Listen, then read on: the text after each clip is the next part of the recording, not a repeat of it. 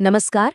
अच्छा, जब भी पेट्रोल पंप पर गाड़ी में तेल भरवाते हैं तो कभी ये सोचा है कि उसमें असल में है क्या? क्योंकि आजकल ना भारत के पेट्रोल पंपों पर एक बहुत बड़ा बदलाव हो रहा है। नाम है इसका एथेनॉल ब्लेंडिंग। तो चलिए आज इसी पूरी कहानी को समझते हैं। तो सवाल सीधा सा है कि हमारे पेट्रोल में आखिर मिलाया क्या जा रहा है। देखिए, ये समझना बहुत जरूरी है क्योंकि इसका असर सीधा सीधा हमारी गाड़ी पर, हमारी जेब पर और हाँ, देश की अर्थव्यवस्था तीनों पर पड़ता है। इसी चीज को कहते हैं इथेनॉल ब्लेंडिंग। अब ये इथेनॉल है क्या? ये आप समझिए एक तरह का अल्कोहल है जो गन्ने या चावल मतलब खेती से जुड़े प्रोडक्ट से बनता है। और जब इसे पेट्रोल में मिलाया जाता है तो पता है क्या होता है?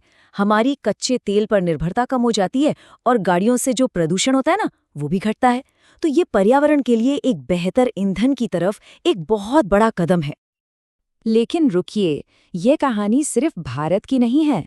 असल में पूरी दुनिया में जैव ईंधन यानी कि बायोफ्यूल को लेकर एक दौड़ सी चल रही है।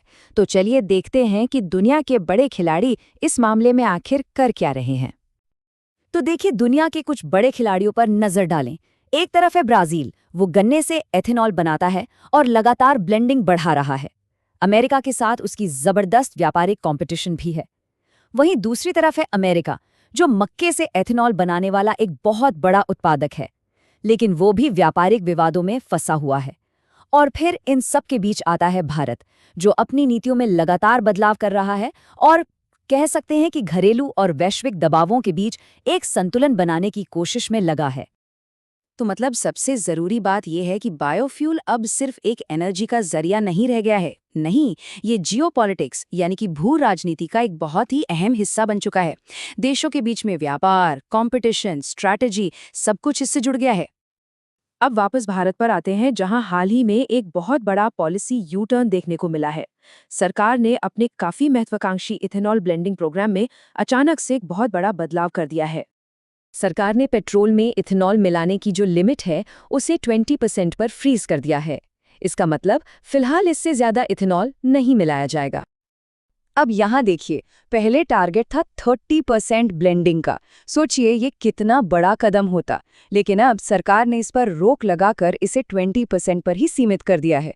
और जो 30% का लक्ष्य था, उस पर अब दोबारा विचार किया जा रहा है। और इस एक फैसले का सीधा असर पड़ा है चीनी उद्योग पर। अंदाजा है कि इस इंडस्ट्री को करीब करीब 40,000 करोड़ रुपए का भारी नुकसान हो रहा है। तो इस यू टर्न के जो नतीजे हैं वो बिल्कुल साफ हैं। एक तो चीनी उद्योग वित्तीय संकट में है, ऊपर से कई प्राइवेट मिलें शिकायत कर रही हैं कि सरकार उनसे इथेनॉल खरीदने में भेदभाव कर रही है। और जैसा कि हमने देखा ही, वो 30% वाला लक्ष्य तो अब ठंडे बस्ते में है।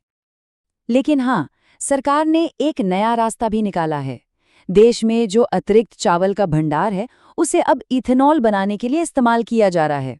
इससे फायदा ये है कि एक तरफ तो इथेनॉल की सप्लाई बनी रहेगी और दूसरी तरफ चावल उगाने वाले किसानों को भी सपोर्ट मिल जाएगा।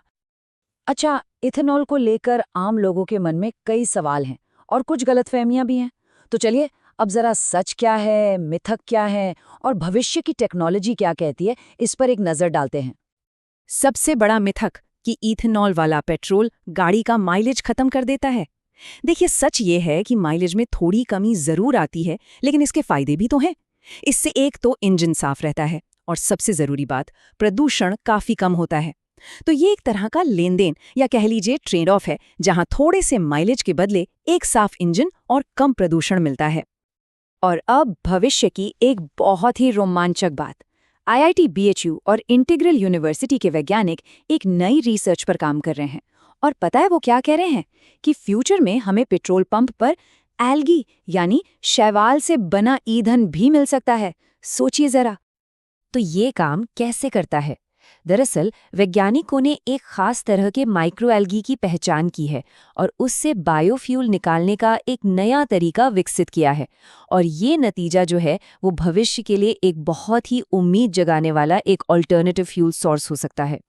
तो इन सब बदलावों का बाजार और निवेशकों पर आखिर क्या असर पड़ रहा है? चलिए देखते हैं कि आगे का रास्ता कैसा दिखता है।